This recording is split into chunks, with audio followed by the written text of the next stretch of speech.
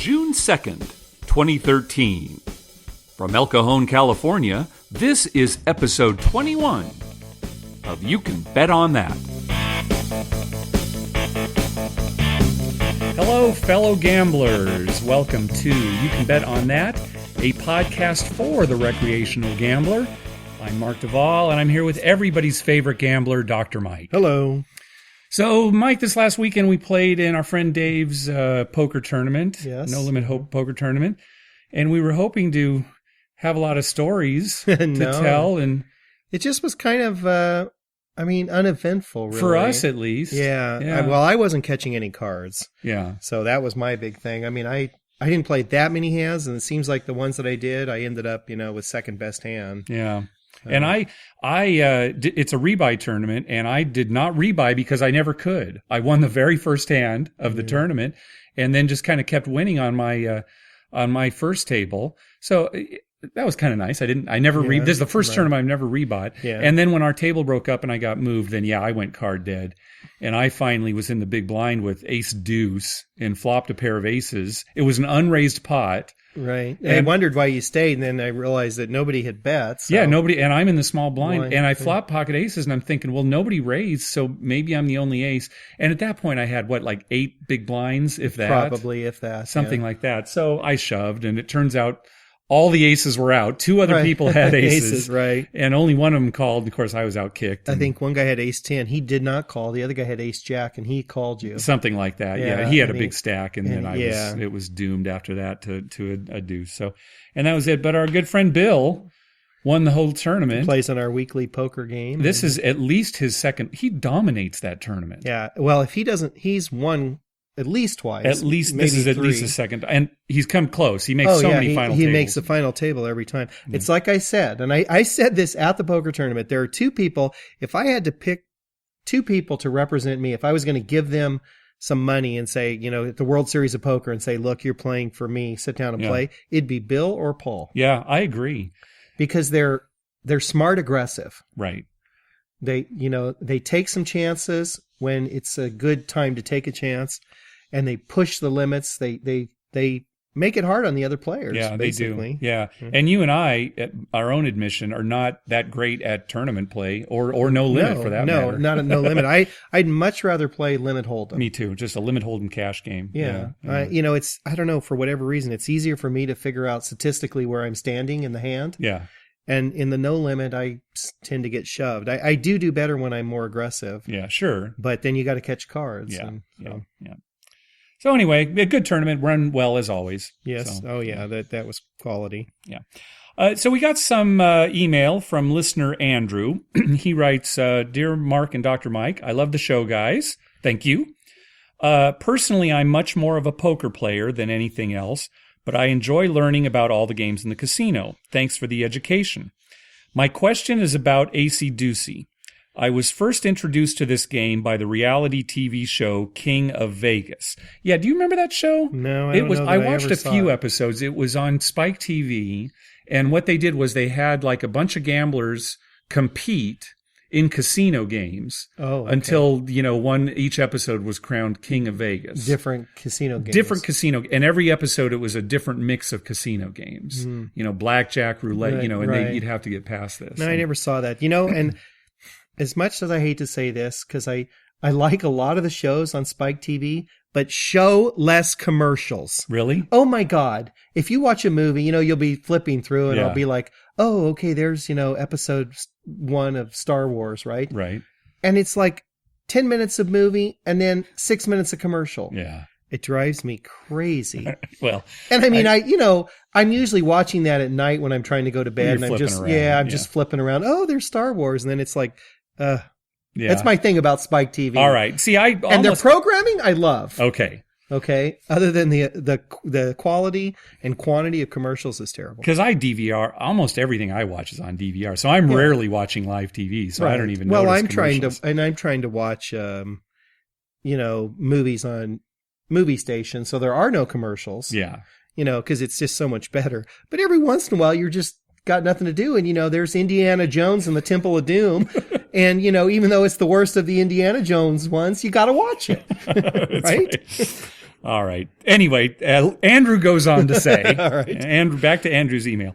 In the show, they describe the game as predominantly being an East Coast casino game. And again, he's talking about Acey-Deucey here, where you bet on the chance of a card coming between two other cards from the deck. I was wondering if you guys have ever run into this game in any casino or as a side game at a poker game. Thanks for all you do. Yes, absolutely. Acey-Deucey. So first of all, in a casino, typically the game is called Red Dog. Right. And was one of our dying games. I think we called it Acey-Deucey, right? Well, I mean, we didn't mention it last week. Oh, we did? Yeah, didn't? no. On the last episode, we had a segment on dead or dying games, and we should have mentioned Red Dog. Yeah, because when's the last time you saw Red Dog in a casino? Gosh. 15 years ago, maybe? Yeah. I mean, I haven't if seen that. it. Yeah, maybe 20 years ago. I haven't seen it in a long time. You know, if anybody out there knows of a casino that's still dealing Red Dog, let us know. Certainly if there's one in Las Vegas, I'd kind of like to see it, but I don't think so. Yeah, well, it used to be fairly popular. Yeah. I mean, it used to be every casino had a Red Dog table. Yeah. Well, here's how it works. It's actually a very simple game. Players make their bet before any cards are revealed. And the cards, it's just a typical deck of 52 playing cards. And the ranks are just like poker ranks, with ace being high. Some, it can be just from a 52 deck, or sometimes they use shoes, 6 deck shoes, 8 deck shoes. It's funny because the more shoes, or the more decks what did I say? The more decks that they use, the more it favors the player. It's a big advantage. It's for like the opposite of blackjack, where the more decks it sort of hurts the player. Yeah. In Red Dog, the more decks that you have, it actually improves your odds. But anyway, here's how it works. You make your bet. The player makes their bet, and then the dealer turns over 2 cards. Now, if the cards are the exact same rank, say, a couple of 5s, the dealer will turn over another card in between those 2. And if it's the same rank as the first 2, player wins 11-1 on their money. Yeah. And that's basically the end of the hand. What are the chances 3 cards of the same rank would come up in a row? Oh, it's impossible. Yeah, never happened. Would never happen, yeah. Now, if the first 2 cards that come up are next to each other sequentially, like 4 or 5, then it's just a push, and a next hand is dealt. Right. Yeah. In all other cases, those first 2 cards they'll be separated by a certain number of cards in between. So let's say the first 2 cards are 3, 7. Well, there are 4, 5, 6. There are 3 cards in between a 3 and a 7. Mm-hmm. Right? And now the game becomes, will that third card fall between the first 2 cards that were dealt? And once the first 2 cards are dealt, the dealer will mark how many cards are between those first 2 cards. The spread. Okay? So in my first example, again, if the first 2 cards were 3 and 7, the spread is 3.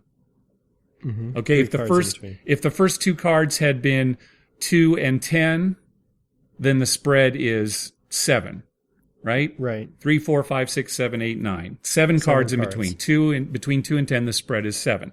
So the dealer will mark what the spread is. And at that point, as a player, you have the option of increasing your bet, basically doubling your bet.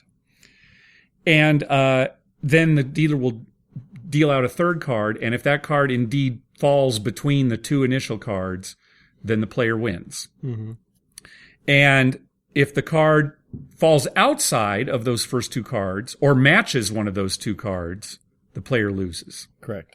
Mm-hmm. Right? So again, if 3-7 was the spread, and the third card came up a 5, dealer wins. If the third card came up a 7, did I say dealer? Player wins. Jeez, watch me, all right? Yeah, all right. I'm going to make it all confusing. If the third card is a 7... It's the simplest game in the world. I know, I'm making it the most complicated. It's just called in between. The idea is, will that third card fall in between the first 2 cards? End of story. How am I taking so much time to explain this? All right, the spread is 3-7. If the third card is a 7, the player loses. Yeah, basically it has to fall in between. It has to fall in between. If it matches or if it falls outside that spread, you lose. Now, if the spread is only 1, 2, or 3 cards, you'll actually get paid at better than even money.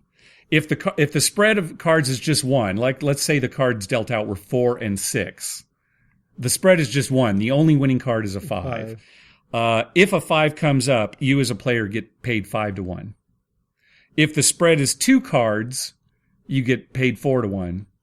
And if the spread is 3 cards, you get paid 2-1. And everything else is even money. Did you say when you make your bet? I didn't. You make the bet before the cards are dealt, and then once you see the first 2 cards, you can increase your bet. You can increase your bet. Yeah, that's important because they're going to get some money. So you make your bet. If it's a push, if it's the spreads, if the cards are 4 and 5, your bet doesn't lose. They just redeal. Right. But if it's 4 and 6, that initial bet is still there. You're still committed to that one. You have to do it. And you would not probably want to increase your bet unless you knew somehow that a 5 was coming up. Right. Because, the odds are pretty slim. It turns out the basic strategy for this is very simple. Never increase your bet unless the spread is 7 or more. And that makes sense, right? Because there are 13 ranks in the deck. Right. And so if your spread is 7, that's more than half, virtually more than half the cards in the deck, right? Right. Not counting the ones that came out. So that's basically it. Yeah. And there's a house edge. It's like 2%, 3%. It depends on how many decks they're using. But, that's as simple as the game is. Yeah. And I kind of remember, too, and you said you didn't remember this, but I remember when I watched this game being played, and this is going back quite a few years, they had a little red dog. I mean, it was like a glass figurine, and it was like, a dog painted red, and that's what they would use to mark the spread. They had a little thing on the layout, little thing that said, 1 card, 2 card, 3 card, 4+, and they'd take that dog and they'd set it right on there so you could see. So you'd see the spread, so right? you'd see the spread. Yeah, you didn't have to even think, how many cards are in between there. I mean, they let you know right up front. Yeah. Okay. So. And again, for basic strategy, if you're playing smart, you'd only increase your bet if it was a spread of 7 or more. I'll tell you what, if we were really, really on top of things, we'd know why they call it Red Dog. Yeah, I did a little research and it didn't go much for. I have no idea why it's called Red Dog. Yeah, I mean, a internet search might have revealed the actual answer, but all I did was, I made sure I was getting the rules right, and then thought, it's probably obscure. It doesn't make any sense. Red Dog, it's in between. It's in between. We called it in between, right? And the reason they call it Acey-Deucey is because that's the best spread that you can have. Right. If the first 2 cards are Deuce Ace. Right. Your spread is 11. That's the most it can be. So it's Acey-Deucey. That's the best. Yeah. Situation. Why Red Dog? I don't know. Somebody will look that up. Somebody's listening right now and screaming at their, iPod or their radio or whatever and saying, "You idiots!" It's because I don't know, but if you know, it's not intuitive. Send us an email because I'd like to know. All right, we'll find out. All right, so let's move on to our poker home game segment. This is the segment where we talk about games that you would not find in a poker room in a casino, but that you might play at your home game with your buddies. Oh, what's it this week? It's going to be Acey-Deucey. Oh, nice. Right? Now, yes, they do play this in casinos, but not the way we're going to describe it. Okay, whereas Red Dog in a casino, I think is maybe not that interesting. It's kind of boring, right? Yeah. Acey-Deucey in a home game, it's still in between, but the dynamics of it are quite a bit different and can be really fun. Yeah, it can get very exciting. It can get brutal. Yeah. So here's the way that it works in a home game playing Acey-Deucey. Before the first hand is dealt, everybody antes a certain amount, say $1 from everybody or $2 from everybody, right? So that you have this initial pot. Okay, and then starting with the player to the dealer's right, the dealer will deal out those first 2 cards. And those first 2 cards are just for that player. Again, the player to the dealer's left initially. And depending on what he looks at the cards, if they're the same, then it just moves to the next person. Again, if they're right next to each other, like 4-5, it moves to the next person. But if there's a spread in there, the player has the option of betting any amount of money up to whatever is in the pot that the next card will fall in between, right? Yeah. Or he can just pass. Right. He can do nothing, or he can say, I'm going for the pot. Right. Or a part of the pot. Or anything in between. Right. So let's say this first player gets, 5-7 as their first 2 cards. Well, he's going to say pass. I don't want to do anything. He hasn't risked any money. That's what makes it quite a bit different from the casino game. Right. Is that he sees the cards. Right. And you get an option if you want to lose money or risk the money. Risk right. the money, exactly. Right. So it'll go to the next person. And that's how it goes up until somebody finally says, I'll bet the entire pot. and he wins, and then the game is over. It takes the whole pot. Yeah. Right. Now we do have a rule about that in our home game where it had to go around a certain amount of times. Yeah, we had a rule where if you know, could pot it, but if you won and you took it and everyone hadn't had a chance, then we all re-ante and start over. Right, and start over. So that everybody, I think we said it had to go around like five times so that everybody had the option. Had at least a fair chance to get it. Yeah. Because it's nothing more boring than, the second person gets a 2 and an ace. Right. And then I'll takes pot the it. pot. Yeah, and the game's over. Game's over. So. And we've got some more rules that we use in our home game too that we'll talk about. But just so to go over the basics again, right? Just every player in turn gets dealt those first 2 cards. The dealer turns over those 2 cards, and then that player will either declare that he wants to risk a certain amount of money up to whatever is in the pot, that the next card will be in between those 2 cards. And again, if that person just says pass, then a third card is not dealt. We just move to the next person, and then it's just they get those first 2 cards.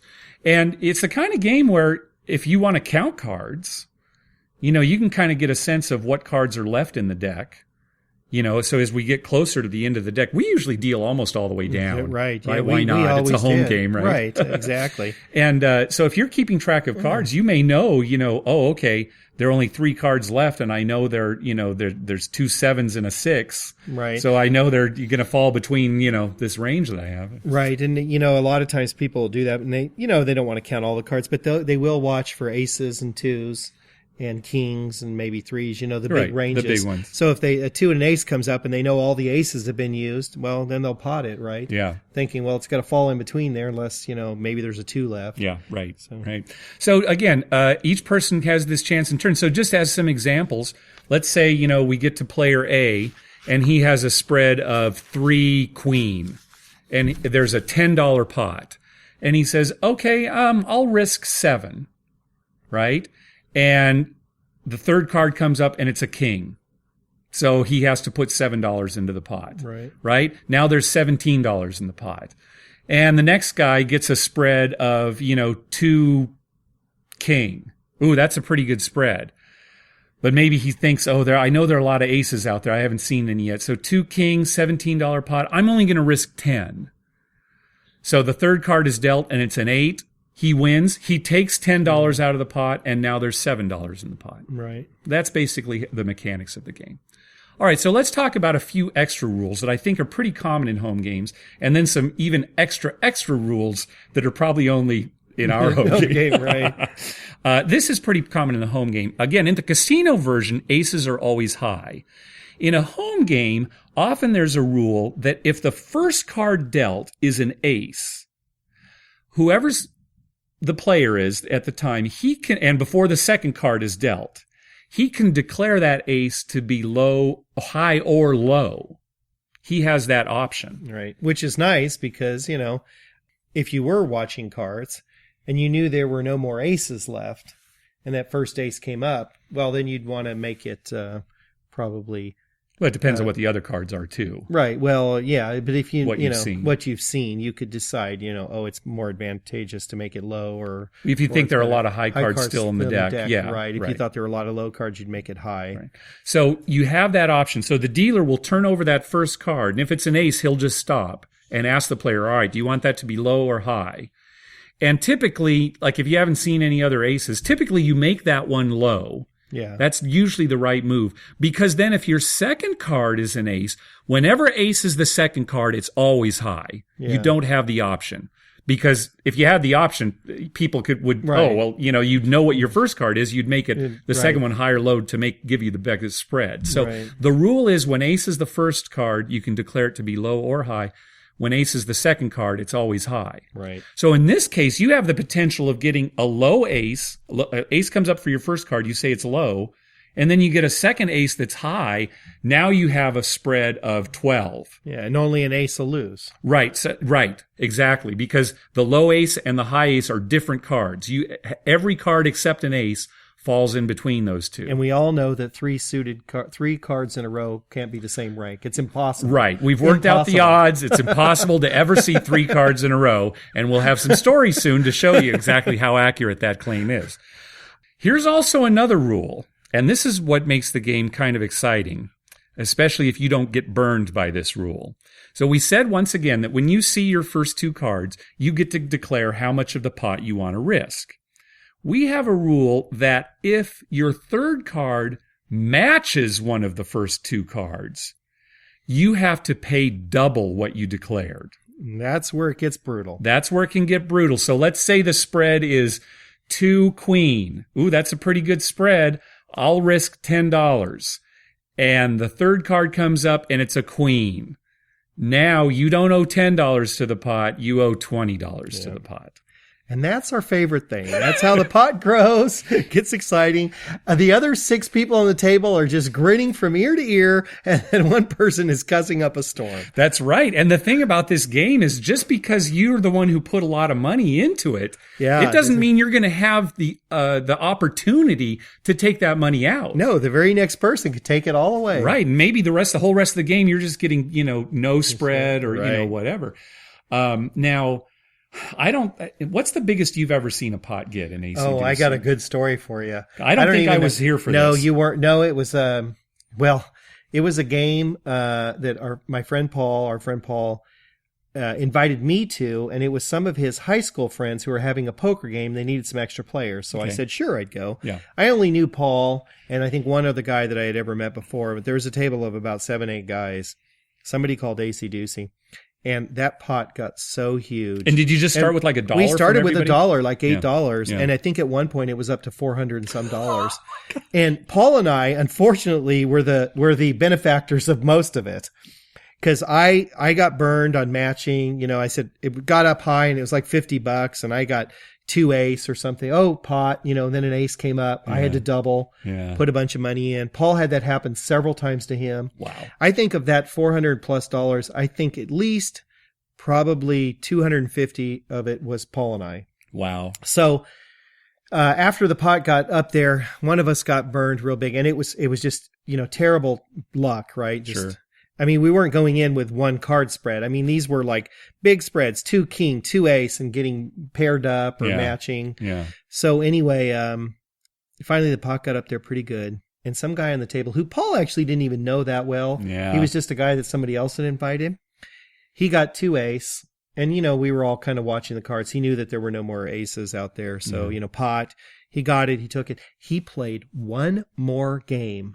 And this is early in the night. We'd only been playing maybe like a couple hours, right? He played one more game and then said, oh, I told my wife I, had to get home early, and he left. And I mean, he had like $400+ from that pot. Wow.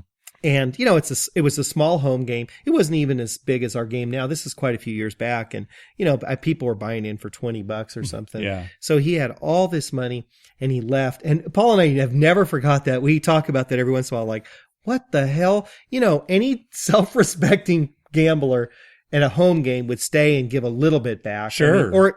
Sometimes you can't, right? You're just getting cards but you stay the whole time. You stay. Or before you have that big win, you say, here's when I need to leave, right. Guys. That's the proper etiquette. Right. If you do have to leave early for some reason, you say, look, I got to leave at 10, But otherwise, you stay. You just took everyone's money. Yeah. So, unfortunately, Paul and I couldn't win that night if our lives depended on it because we were never getting that money back. Yeah, and then the rest of the games you're playing all night or, little the next guy calls 5-card draw, right, you can win $4. Right, yeah. Well, that would be good advice is don't play a game like that with people you don't know. Right. Because the pot can get so big. Oh, it can get huge. You never know what's going on. And you'll be surprised how many times you pair up and, it's just timing, right? Yeah, yeah. We've got one more rule that we use in our home game just to kind of keep money coming into the pot. If those first 2 cards are the same rank, you have to throw $1 into the pot. The person whose turn it is. Yeah, not everybody. Just so if it comes to you and it goes 10-10, you got to throw some money in. Yeah. Just to kind of build the pot as a penalty. Right. And it does build. It's amazing how it builds. Oh, it can build. Well, yeah. I mean, your example is kind of the extreme. Yeah. But, even with you could have low ace, high ace, pot it and get another ace. Yeah. I have seen that. Oh, we've seen it plenty of times. Not for the stakes that you guys got to, but we've seen it plenty of time in our home game. Yeah. And the reason we were talking about 3 cards suited one of our friends had an uncle. Remember, and one time, like 3 6s in a row came up, and he was just flabbergasted that could happen. I mean, oh my God. He looked at us. What are the chances? What are the chances? 3 6s in a row. I was like, It's not that difficult to do, okay? Oh. I don't know, Mike, you weren't at our home game this last week, but I don't know if you read the webpage. No, I didn't read it. Jason, we were playing stud 8, and all 4 of his up cards were 5s. Wow. He won. We have a jackpot, for 4 of a kind or better, and all his up card 5, 5, 5, 5. It can happen. Yeah. So again, Andrew, thank you for the email. We got a good 20 minutes out of just to answer your question, both on Red Dog and Acey-Deucey for our poker home game. Folks, if any of you have poker home games that you'd like to tell us about, drop us a line at youcanbetonThat@gmail.com. So this episode, we thought we'd talk about stupid bets. Yeah, there's a lot of those. A lot of stupid bets. And let's start off by saying that, of course, stupid is a relative term. Yeah, I mean, it's hard to define stupid because some people do something knowing that it's not right. Right. I mean, for years I would say, I know that's not correct, but it's what I believe. That's right. Right. And, that's just the way most people are, right? I mean, they know deep down that that's not right, but it's what they believe. That's right. So that's right. They go with it. That's not being stupid. It's just what you believe. I mean, there are some people who think that any bet is stupid. Right. Right. Oh, yeah. Any kind of gambling is stupid. And whatever. I've had patients who've said that to me, Sure. like, it's just stupid to go, to gamble. Right. Period. Right. There are other people who think that any bet where you don't have a positive EV, in other words, you're expected over the long run, you're expected to lose money on it. Any bet that's not a positive EV is a stupid bet. Yeah. Then you'll only be playing poker. Well, I mean, poker, and if you have some other advantage over blackjack, counting cards, hole cards, or any other, I mean, you have to do something out of the ordinary. There are ways where you can get advantage play, even with with bonuses back from the casino, if you have a slight edge on something, video poker or that. There's some people who think, hey, if you're playing any kind of game where you're not making money or making the equivalent of money, that's a stupid bet. Yeah. Right? People will say that. Yeah. There are people who think, well, any bet where the house edge is more than 1%, that's a stupid bet. Yeah. Right? Okay. Well, there's not too many of those either.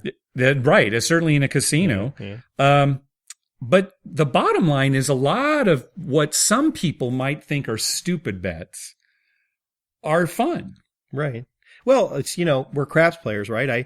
I like to play the hard ways. Yeah. They're not a good bet. No. And I don't recommend people learning or people with limited funds. If you're not managing your money properly and that's not a good thing to do. Right. But I like to make them because they're fun. I mean, I love it when they hit and I parlay it and it hits again. And you make horn bets, which are even worse than hard way bets. Right. And you'll parlay those because it's fun when they hit. Right. I think what makes your bet's not stupid is that that there's a house edge on each one and what it is. And in the long run, you're going to lose. But you have fun playing with it. Right. And, that's the thing. You should always, in any gambling, really, I mean, first of all, don't gamble more money than you can afford to lose. Right. And, you're there to have fun. So make bets that you consider fun. Right.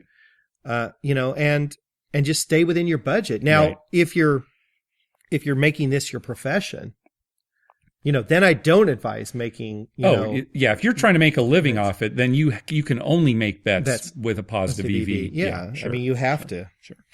But let's go on to talk about maybe some things that would be stupid in anybody's book who really knows what they're talking about beyond fun bets that maybe have a big house edge or, we've talked about this before. 6-5 blackjack. About 15 years ago, a lot of casinos started saying, oh, we're dealing single deck blackjack. But what they were doing was only paying 6-5 on a player's blackjack, as opposed to 3-2, which it had been for many years. I think people who play 6-5 blackjack are making stupid bets. Yeah.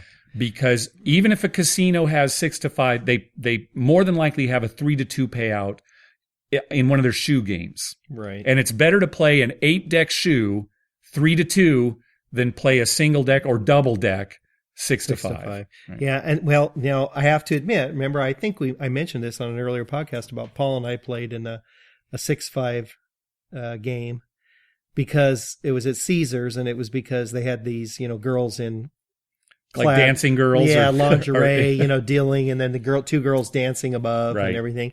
And the tables were pretty full. Yeah, okay, we'll sit here. Yeah. We didn't stay very long, of course. Yeah. Especially I got 2 blackjacks right off the bat and got paid 6 to 5, which kind of irritated me. But, and you'll find that most of the casinos will have some gimmick to get you to sit at that table. Right. Dancing girls. What's the one, I don't know now, but when it was Imperial Palace, remember they had a pit. It was 6 to 5, and they did impersonations. They have the dealer tainers, Michael Jackson dealer, right? And, Cher was a dealer, right, stuff like that. Yeah. They draw you there with something else. If that makes it fun for you, right? Seeing the ladies, seeing the impersonators, okay, that's not a stupid bet, right? Because you know what you're doing. You're there to have fun, right? Here's another stupid bet. There's a bet that most crap tables have. It's called the Big Six and the Big Eight. It's 2 separate bets. It's a bet that a 6 or an 8, let's just use the 6 as an example. It's a bet that the 6 will come up before a 7. And it pays even money. Why is it a stupid bet? Because there's another bet on the same table called a place bet that wins and loses the same. Wins when a 6 comes up, loses when a 7 comes up.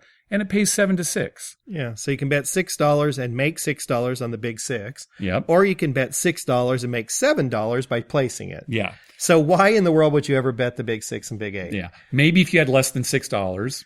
Yeah, well, if you have less than $6, my advice would be you shouldn't be playing craps. Yeah, that's right. Okay. But yeah, it's a stupid, and you will see a lot of tables don't have that anymore. Right. You go to Bellagio or somewhere like that. They don't even have that on the layout anymore. I believe, and feel free to correct me if I'm wrong, listeners, but I believe that it's the law in Atlantic City that they cannot have the Big Six and Big Eight. Oh, really? So none of the layouts there have that. Wow. Yeah. Well, it makes sense. I mean, yeah, it's kind of taking advantage of a person who doesn't know the game. Right. Yeah. It's just, it's easy. You just put it right there. Right. Yeah. So and I wrote this down on a list too. And this is maybe a little more esoteric. Yeah, that's a good way to put it. But don't make a poker bet that you're going to lose. And anybody who's started to play poker has been the victim of this. You start out with pocket aces, right? Yeah. And you've got ace of clubs, ace of spades, and suddenly 4 hearts come out on the board, and somebody's betting into you like crazy. They obviously have a flush. Right. And you're sitting there thinking, I had pocket aces. I'm entitled to this pot. And you keep betting. You make an angry call. He finally goes all in, right? You make this angry call like, go, I know you have me beat. Doggone it. You push you're beat. Don't make that bet. Right. I know it's kind of easier said than done, but you play enough poker. Probably good advice is if the first words out of your mouth are, I know you have me beat, don't make a bet. Yeah. Right. If that's what you're going to say, don't. I know if you really know that. Yeah. And how many times, and really, I think entitlement comes down to I think we've all done that. I've been guilty of it. I It's know like we've an all done angry, that. especially like in a limit game where it's at the end and the guy bets out of nowhere. Suddenly there are 4 cards to a straight and you just angrily call quickly. Right. It's like, just don't make that call. Right. You know, easier said than done, but that can be a stupid bet. Let me tell you about a stupid thing I saw. Okay. A stupid decision on a bet. I believe this happened at the old Sands Hotel and Casino in Las Vegas. It's where Venetian and Palazzo are now. Right. But playing blackjack, and this player, she was dealt 2 aces. And I don't remember what the dealer has, and it doesn't matter when you hear the end of the story. I can't remember what the dealer's up card was, but she had 2 aces, and she hit.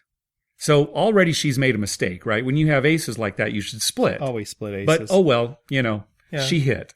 Well, she may not have had money to split. Yeah, who knows? I don't, remember that. But she hit and she drew a 4. So now she has soft 16 and she stayed. So there's no circumstance where you would ever stay on soft 16. There's none. There's none. She had 2 aces, hit to a 4, got 16. Oh, I had started with 12. Now I've got 16. Okay, I'm good. Yeah. Well, she improved her hand. She improved her hand. Never mind that she can't bust, right? Because it's a soft 16, right? That no card that she gets is going to make her hand worse. Because the only way you're going to win with a 16 is if the dealer busts. Right. And she stayed. Yeah. So I had to include that in our stupid bet conversation. That's a very bad, very, very bad blackjack move. And I will be willing to wager that if you want to talk about bad bets, you're going to see most of them at a blackjack table.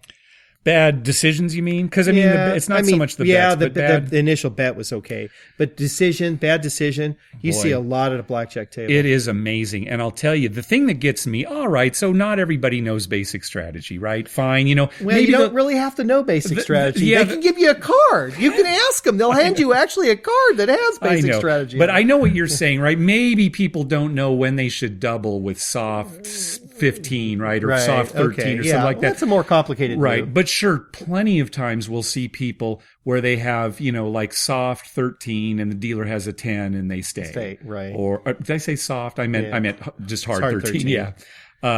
Or any myriad other bad moves that you could make there. But you do see that a lot. And what really gets me, Mike, and we've talked about this before, is how few dealers know basic strategy. Yeah. Right? Yeah. Where they will chastise you for making the right basic strategy move. Right. And all you can do is just sit there and, okay. And their response usually is something like, I've dealt this game for 20 years and I've seen so many people bust out on that hand. You should stay on that. Yeah. And you just smile and then you cuss them out in your mind and just say what an idiot they are. And then after the hand's over, politely get up and go to another table. Yeah. But you're right. You see a lot of mistakes. Now, I don't have problem with people who are just super recreational gamblers who are just there having a good time drinking and don't give much thought to it. Right. The thing that I think is stupid, though, is when there's a player that are telling you that you've made a mistake because they don't make they don't know basic strategy, right? Right. And you've seen that a lot. Oh, a lot of times. And then you ask them, how come you made that move? Because they say, because that's basic strategy. Well, no, it's not. Yeah. I know basic strategy. No, it's not. And then you get in an argument. I agree. Well, there's a lot of that at a blackjack table. That's one nice thing about craps. Other people's stupid bets don't affect you? They don't affect you at all. And anything you do doesn't really affect them either. Yeah. So, they can't really say to you, you shouldn't have done that because that, hurt it. Although people do get upset when you put money down on the table in the middle of a hand. Oh, everybody's got something they're upset about in craps. I mean, and that's so stupid. It's not like it changes anything, but speaking of which, now we were talking about how bets don't affect you, but here's another stupid thing that we see at the craps table. You can make a don't pass or a don't come bet. And that's basically the opposite of the pass line and the come bet. A lot of people say you're betting with the house when you're betting the don't. That's not technically true, but you're pretty much betting the opposite of most of the people on the table. Although that does irk me quite a bit. When when they say, you're betting, well, I'll play with the house. They have the edge. I'm playing with the house. No, you're not.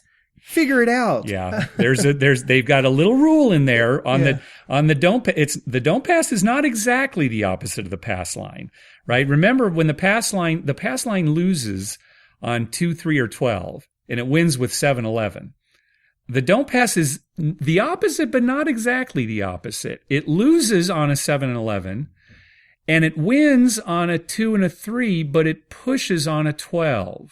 Or in some casinos, it pushes on the 2, but wins with the 12. They'll say bar 12 or bar 2. Bar 2. So that's how the house maintains its edge. That's why the don't pass is so you're never still playing exactly edge. With the house. Right. They always have an edge. And if they didn't, then everyone would play don't, and that would be the way to go. And you could make a living at it. Right. But here's a stupid thing that we do see at the table. When somebody's betting don't, let's say they are on the don't pass, and the roll comes up a 6. So now the point is 6. And the player will say no action, meaning I'm going to take back my don't pass bet. And the house allows that. Why does the house allow it? Because once a point has been established, the player betting the don't is going to get paid even money on a bet that they're likely to win, mathematically likely to win. So just to give you the numbers here, again, you make a don't pass bet, you get past the first roll, you get past, the come out roll, and the point is 6, okay? There are 5 ways to roll a 6 and 6 ways to roll a 7. And remember, somebody betting the don't, the 7 is going to win for them. So there are more chances of winning that bet than there are losing, but they're going to get paid even money. Right. they actually have an edge over the house once they get past the initial come out roll. And man, you actually see this a lot, Mike, and I know you will agree with me. All the time. People will say no action when the point is like 6 or 8. Yeah. They'll take action when the number's 4, 5, 9, or 10, but if it's 6 and 8, no action. Stupidest thing. Now, that's you want to talk yeah. about stupid. That is really stupid. Yeah. Now, a lot of times, those same people won't take odds. They'll take odds on a 4 or 10. Right. Some of them will take odds on 5 and 9, but, they won't take odds on 6 and 8, Yeah. thinking that, that if you're going to take odds. Now, if your reason for not taking odds is that you don't want to put that much money out or you're trying to manage your money, I understand that. But if your reason truly is because you think, well, 6 and 8 come up a lot and I'll lose it. Well, no, 7's still going to come up 7 times to the 6 times that the 6 or the 8 is going to come up. Right. So you should take the odds. You're going to make money. I mean, you should take the odds in the long. See, what it comes down to is it really doesn't matter whether you take the odds or not. If you're just talking mathematically, over the long run, it really doesn't matter whether you take the odds. Because it pays true odds. And I can understand people who say, well, I've already got a bet out there that's going to pay even money. Why should I lay odds that are going to pay less than what I bet? Because if you have to lay odds on a 6, you have to lay 7. Like 60 to make 50, right? So you're risking more to. Right. So I understand people who say, "Oh, I don't want to lay odds because I'm already getting even money." Right. Okay. I can understand that, but I mean, it's just the way I play. I always take odds, so I'd always lay odds if I was on the dome. And when I'm on the dome, I do too. Yeah. So but I can't criticize somebody for not taking. No, odds it's not. It's not. See, there's the technicality again. That's not so much a stupid thing. It's just an odd thing that people do. That there's really no basis to do that. Yeah, I guess. I mean, it also, other than money, it depends on what your bankroll is too. We've talked about that. If your bankroll can't handle the odds, then you shouldn't do it. But here's really to put a bottom line on stupid bets. Really, the stupid bet is the bet that you can't afford to lose. So if you're making a bet that's your house payment or if I lose this bet, I'm in some trouble. Right. That's a stupid bet. Even if you're getting the best of it. Yeah. That's really the stupid bet. Right. Beyond that, if you can afford to lose, you have fun, you're playing the lottery where the house edge is 50%, and you're playing Powerball where you're more likely to get hit by lightning twice than to win the Powerball, and you have fun doing it, and it's just $2. Well, it's like the guy, it's like you go to the store, you buy a $2 Powerball, and it doesn't really affect your life. You could have just as easily bought a soda and drank the soda, right? Or a 6-pack for that matter. 6-pack of Pepsi. You could buy a 6-pack of Pepsi. Or a 12-pack of Pepsi. Or a 12-pack. Yeah. But, it doesn't really affect your life. Now, if you go to the same store and, you're making $20,000 a year, let's say, and you buy, $500 of Powerball because you think this is the weekend you're going to win it, that's stupid. Right. Okay. Yeah. So I guess my bottom line, and I know you're the same way, we go to the casino because we enjoy the games. Right. We like to play. Yep. I'm an action junkie. I mean, I love, parlaying the hard 6 and hitting it twice just because I just love the thrill of when it comes up. Yeah. But I'm never playing beyond my means. Right. I'm never taking money that, oh gosh, I won't be able to make the house payment or feed my children or, affect it. It's not going to affect our lives really. Right. And so the bottom line is that's a dumb thing when you get to where you're gambling with money you shouldn't be gambling with. Right. And you do see people like that. We've seen that in casinos. It's sad. Yeah. So have fun gambling. That's also our bottom line on this. And if anybody else, we sound like a commercial for Gamblers Anonymous. I know that's what we should just preface every episode with. Although Dr. Mike and Mark talk about gambling. It's not for everybody either. No, of course not. Well, obviously people listening to this enjoy gambling, right?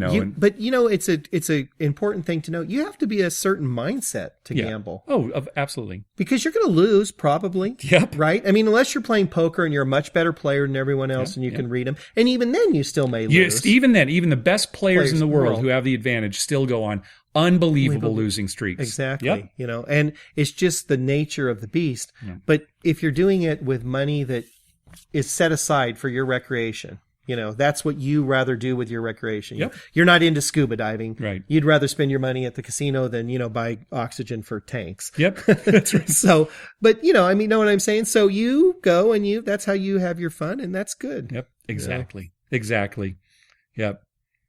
That's what I got to say about gambling. You can count on that. Yeah, You can bet on that. You can bet on that. Why would I say Ron, you can bet on it. You can count on that. Why would I even say that? I'm sitting in my mind trying to think, what's the thing, the NBC thing, that little promotion thing with the star going by. And instead I say, you can count on that when our podcast is called You Can Bet on That. I don't know. Oh, this has been a struggle for me. It's been a struggle for me today. So that's the end of episode 21. Shouldn't this whole episode have been about blackjack? It's our 21st episode. Oh, yeah. We didn't think of that. I didn't think of that. Although I did put in the show notes, episode 21, shouldn't this have been our blackjack episode? So I guess I thought about it enough to put that in there, but was too lazy to make an all blackjack episode. Yeah, it's just not that interesting. We did talk about blackjack a little bit here, right? Yeah, okay. All right, folks, that's going to do it this episode. Email us with questions, comments. Our email address, youcanbetonThat@gmail.com. Tell us what your stupid bets are. We'd like to know. Also, visit our website, youcanbetonThat.com, where you can check out our show notes and leave comments. We're on Twitter. We always tweet when we're on our way to a casino or at a casino, at YouCanBetOnThat. Like us on Facebook, facebook.com/YouCanBetOnThat, and go over to iTunes. Give us a good review. That'll help us get more listeners for the show. Mike, what else we got? My $20 bet is still available. I run into numerous people who've said, "Oh, I'm going to meet you out there," and and then it just never happens. Right. We're doing this podcast, and then we're leaving to go to the casino tonight. Yeah, we are. This just to remind people who are maybe new listeners. Mike has said that if you catch us at a craps table and we don't know you, you just have been listening to the show, and you come up and say, "Hey, are you Mike and Mark?" Mike will make a $20 pass line bet for you at the crap table. Yeah, and I'm pretty generous. It'll probably, be more than that. Wow.